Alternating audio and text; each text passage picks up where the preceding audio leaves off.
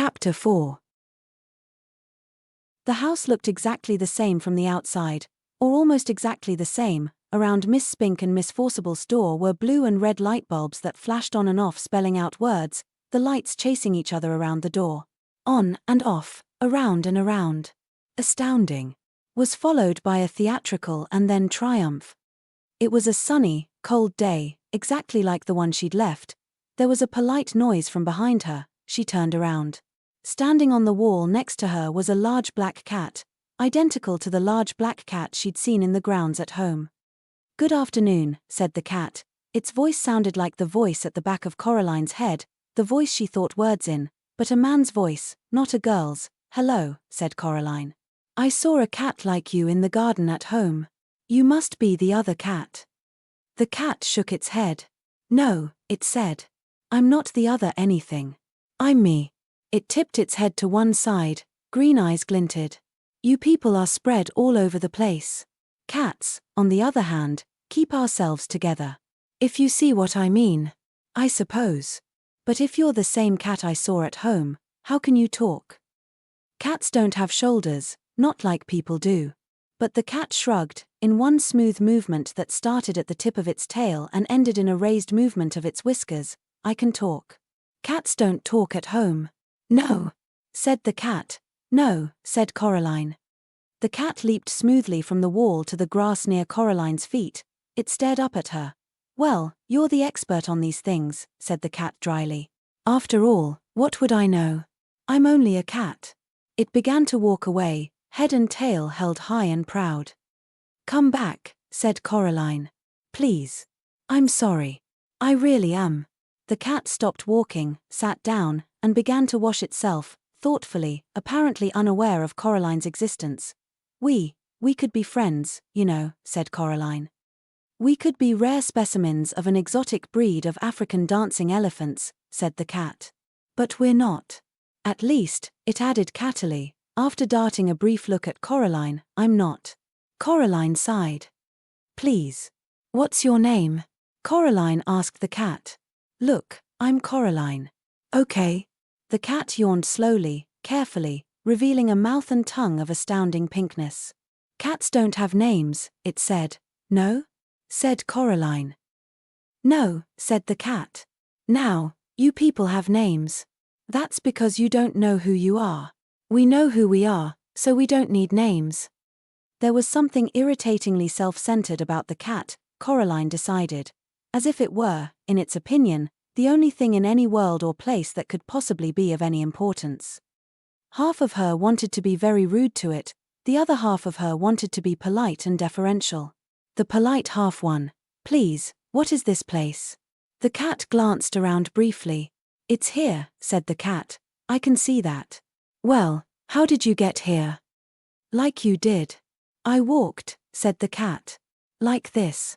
Coraline watched as the cat walked slowly across the lawn. It walked behind a tree, but didn't come out the other side.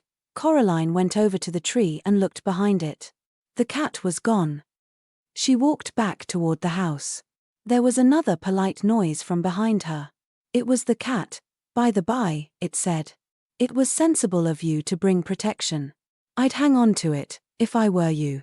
"Protection? That's what I said," said the cat. "And anyway." It paused, and stared intently at something that wasn't there. Then it went down into a low crouch and moved slowly forward, 2 or 3 steps. It seemed to be stalking an invisible mouse. Abruptly, it turned tail and dashed for the woods. It vanished among the trees. Coraline wondered what the cat had meant. She also wondered whether cats could all talk where she came from and just chose not to, or whether they could only talk when they were here, wherever here was. She walked down the brick steps to the Mrs. Spink and Forcible's front door. The blue and red lights flashed on and off. The door was open, just slightly.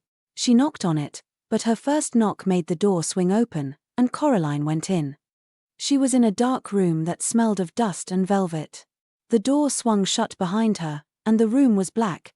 Coraline edged forward into a small anteroom. Her face brushed against something soft. It was cloth. She reached up her hand and pushed at the cloth. It parted. She stood blinking on the other side of the velvet curtains, in a poorly lit theater.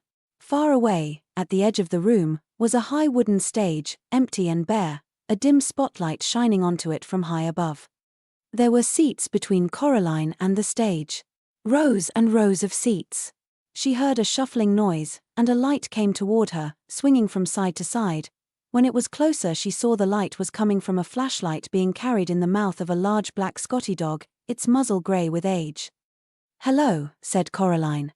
The dog put the flashlight down on the floor, and looked up at her. "Right.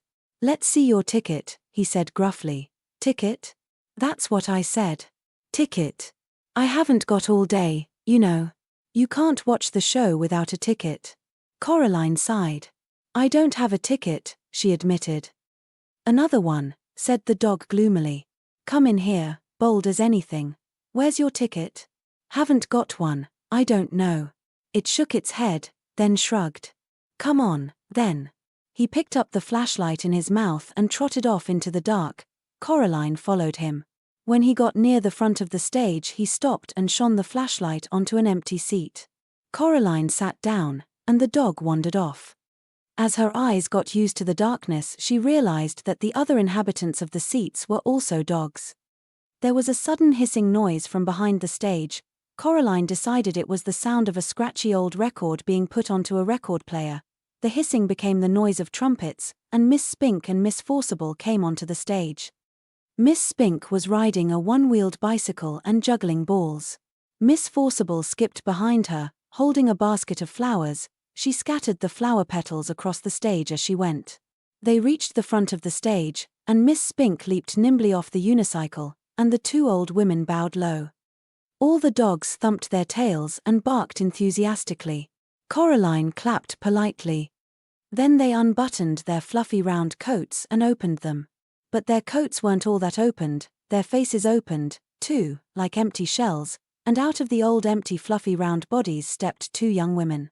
They were thin, and pale, and quite pretty, and had black button eyes. The new Miss Spink was wearing green tights, and high brown boots that went most of the way up her legs. The new Miss Forcible wore a white dress and had flowers in her long yellow hair. Coraline pressed back against her seat. Miss Spink went off the stage, and the noise of trumpets squealed as the gramophone needle dug its way across the record, and was pulled off. "This is my favorite bit," whispered the little dog in the seat next to her. The other Miss Forcible picked a knife out of a box on the corner of the stage. "Is this a dagger that I see before me?" she asked. "Yes," shouted all the little dogs. "It is." Miss Forcible curtsied, and all the dogs applauded again. Coraline didn't bother clapping this time. Miss Spink came back on. She slapped her thigh, and all the little dogs woofed. "And now," Miss Spink said, "Miriam and I proudly present a new and exciting addendum to our theatrical exposition. Do I see a volunteer?" The little dog next to Coraline nudged her with its front paw. "That's you," it hissed. Coraline stood up and walked up the wooden steps to the stage. "Can I have big round of applause for the young volunteer?" asked Miss Spink. The dogs woofed and squealed and thumped their tails on the velvet seats. "Now Coraline," said Miss Spink, "what's your name?" "Coraline," said Coraline. "And we don't know each other, do we?" Coraline looked at the thin young woman with black button eyes and shook her head slowly. "Now," said the other Miss Spink, "stand over here." She led Coraline over to a board by the side of the stage, and put a balloon on top of Coraline's head. Miss Spink walked over to Miss Forcible. She blindfolded Miss Forcible's button eyes with a black scarf, and put the knife into her hands. Then she turned her round 3 or 4 times and pointed her at Coraline. Coraline held her breath and squeezed her fingers into 2 tight fists. Miss Forcible threw the knife at the balloon. It popped loudly, and the knife stuck into the board just above Coraline's head and twanged there. Coraline breathed out. The dogs went wild. Miss Spink gave Coraline a very small box of chocolates and thanked her for being such a good sport. Coraline went back to her seat.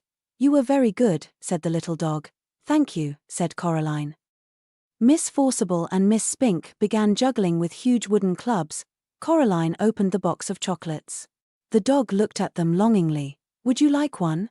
she asked the little dog. "Yes, please," whispered the dog. "Only not toffee ones. They make me drool." "I thought chocolates weren't very good for dogs," she said, remembering something Miss Forcible had once told her. "Maybe where you come from, whispered the little dog. Here, it's all we eat. Coraline couldn't see what the chocolates were, in the dark. She took an experimental bite of one which turned out to be coconut. Coraline didn't like coconut. She gave it to the dog. Thank you, said the dog. You're welcome, said Coraline. Miss Forcible and Miss Spink were doing some acting.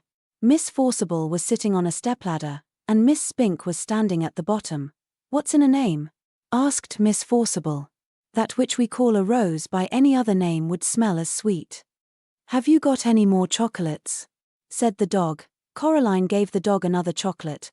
I know not how to tell thee who I am, said Miss Spink to Miss Forcible. This bit finishes soon, whispered the dog. Then they start folk dancing. How long does this go on for? Asked Coraline. The theatre. All the time, said the dog. Forever and always. Here, said Coraline. Keep the chocolates. Thank you, said the dog. Coraline stood up. See you soon, said the dog. Bye, said Coraline. She walked out of the theatre and back into the garden. She had to blink her eyes at the daylight. Her other parents were waiting for her in the garden, standing side by side. They were smiling. Did you have a nice time? Asked her other mother. It was interesting, said Coraline. The three of them walked back up to Coraline's other house together. Coraline's other mother stroked Coraline's hair with her long white fingers. Coraline shook her head. Don't do that, said Coraline. Her other mother took her hand away. So, said her other father. Do you like it here? I suppose, said Coraline. It's much more interesting than at home. They went inside. I'm glad you like it, said Coraline's mother, because we'd like to think that this is your home. You can stay here forever and always. If you want to. Said Coraline. She put her hand in her pockets, and thought about it. Her hand touched the stone that the real Mrs. Spink and Forcible had given her the day before, the stone with the hole in it. If you want to stay, said her other father, there's only one little thing we'll have to do, so you can stay here forever and always. They went into the kitchen. On a china plate on the kitchen table was a spool of black cotton, and a long silver needle, and, beside them, 2 large black buttons. I don't think so, said Coraline. Oh, but we want you to, said her other mother. We want you to stay, and it's just a little thing. It won't hurt, said her other father. Coraline knew that when grown-ups told you something wouldn't hurt, it almost always did. She shook her head. Her other mother smiled brightly and the hair on her head drifted like plants under the sea. We only want what's best for you, she said. She put her hand on Coraline's shoulder. Coraline backed away. I'm going now, said Coraline. She put her hands in her pockets. Her fingers closed around the stone with the hole in it. Her other mother's hand scuttled off Coraline's shoulder like a frightened spider. If that's what you want, she said. Yes, said Coraline. We'll see you soon, though, said her other father. When you come back. Said Coraline. And then we'll all be together as one big happy family, said her other mother. Forever and always. Coraline backed away. She turned and hurried into the drawing room and pulled open the door in the corner. There was no brick wall there now, just darkness, a night-black underground darkness that seemed as if things in it might be moving. Coraline hesitated. She turned back. Her other mother and her other father were walking toward her, holding hands. They were looking at her with their black button eyes, or at least she thought they were looking at her. She couldn't be sure. Her other mother reached out her free hand and beckoned, gently, with one white finger. Her pale lips mouthed, "Come back soon," although she said nothing aloud. Coraline took a deep breath and stepped into the darkness, where strange voices whispered and distant winds howled.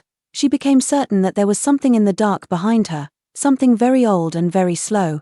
Her heart beat so hard and so loudly she was scared it would burst out of her chest. She closed her eyes against the dark. Eventually she bumped into something, and opened her eyes, startled. She had bumped into an armchair, in her drawing room. The open doorway behind her was blocked by rough red bricks. She was home.